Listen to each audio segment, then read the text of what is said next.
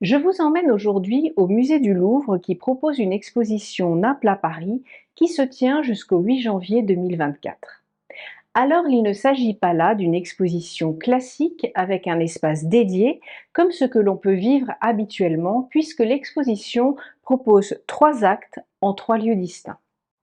Personnellement, je n'ai pas apprécié le format, mais je vous délivrerai mon avis un peu plus tard. Le musée du Louvre invite le musée de Capodimonte de Naples, actuellement en travaux, proposant 60 œuvres de l'école italienne. Alors, quel est ce musée de Capodimonte?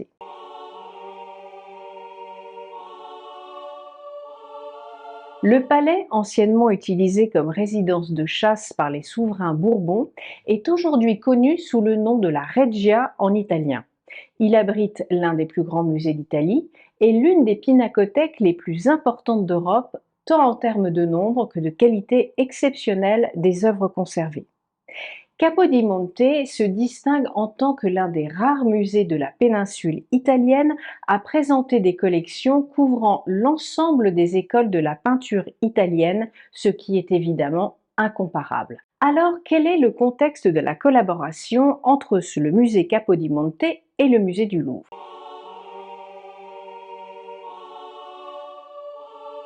Le musée du Louvre, porté par Laurence Decart, réaffirme l'importance des collaborations entre les institutions muséales, comme fait récemment avec le transfert de 16 œuvres d'art ukrainiennes qui ont trouvé refuge des affres de la guerre dans notre beau musée. Mais cela fera l'objet d'une prochaine vidéo. Entre sauvetage et échange, cela permet au Louvre de se positionner comme un musée ouvert sur le monde. Alors, qu'attendre de cette exposition Naples à Paris?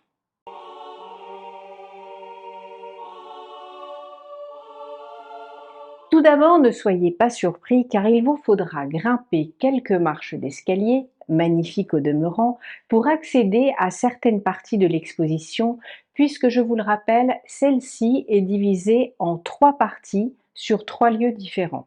Au sein du salon carré de la Grande Galerie, l'aile de nom au premier étage, de la salle de la Chapelle, aile Sully au premier étage, et de la salle de l'Horloge, aile Sully au deuxième étage. Vous êtes déjà perdu? Si vous n'êtes pas habitué au Louvre, soyez attentif aux différentes affiches qui vous guideront comme un véritable archéologue à la recherche du Graal.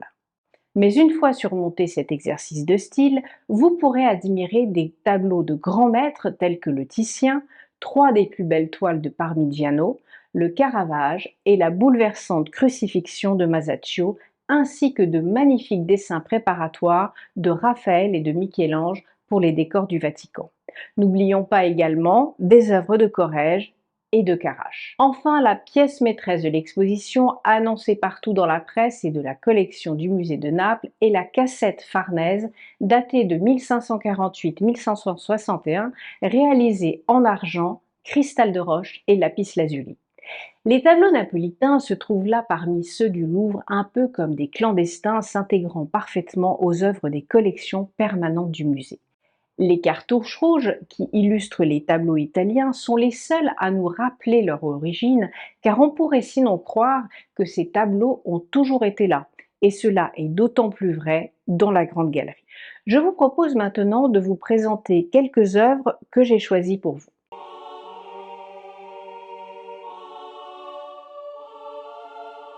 Danaé par le Titien. Titien, le maître vénitien de la Renaissance, détourne les tableaux religieux médiévaux pour mettre l'accent sur l'humanité. Au sommet de sa carrière au XVIe siècle, il est sollicité par les plus grandes personnalités de son époque, dont le pape Paul III et l'empereur Charles Quint, pour réaliser leurs portraits. En 1551, il crée une série de 6 tableaux illustrant des épisodes majeurs de la mythologie commandés par le prince Philippe d'Espagne, futur roi Philippe II. Inspiré par les Métamorphoses d'Ovide, le premier tableau de cette série est Danaé.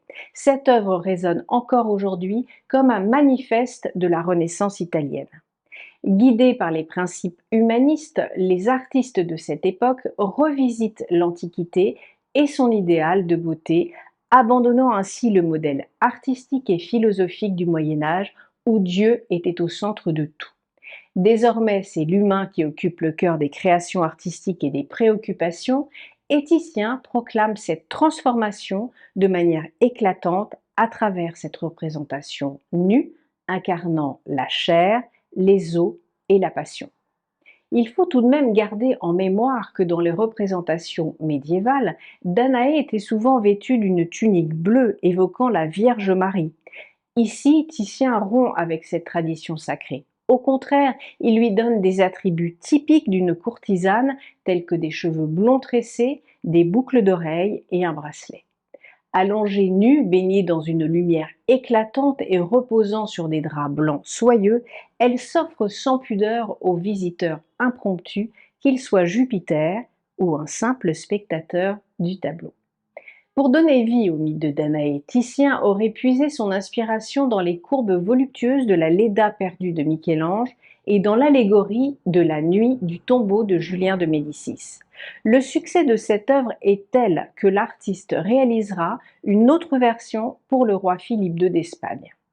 La jeune mortelle, approchée par Zeus sous la forme d'une pluie d'or, continue d'alimenter l'imaginaire des plus grands peintres du Tintoret, à Gustav Klimt en passant par Rembrandt. Voici mon second choix, Antea du Parmigianino. J'ai trouvé cette femme magnifique, mystérieuse. Mais qui était-elle vraiment? Est-ce qu'Antea, comme certains historiens l'ont suggéré, était une célèbre courtisane romaine? Était-elle la maîtresse du peintre, sa servante, un amour impossible ou simplement le fruit de son imagination? Quoi qu'il en soit, l'énigmatique Antea hante l'œuvre du Parmigianino jusqu'à sa dernière toile, la Vierge au long cou. La célèbre Antea semble réservée, si ce n'était pour la présence de la fourrure de martre à l'œil perçant qui imprègne le tableau d'une sensualité sauvage.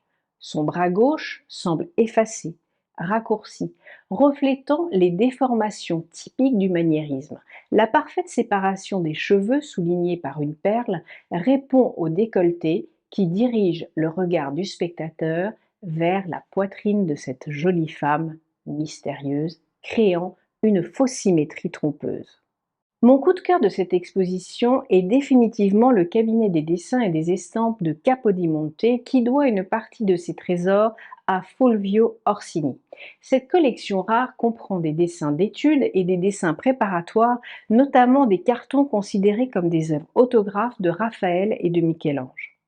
Ces pièces uniques sont mises en dialogue avec des cartons célèbres conservés au cabinet des dessins du Louvre qui offrent une expérience fascinante pour tous les amateurs d'art. Quel bonheur de pouvoir s'approcher de si près. Une intimité se crée entre vous et la finesse du dessin. À noter certains cartons de grande dimension, plutôt rarement exposés, et des grands dessins préparatoires de Raphaël ou de Michel-Ange pour les décorations du Vatican. Alors, si je devais vous donner mon avis sur cette exposition.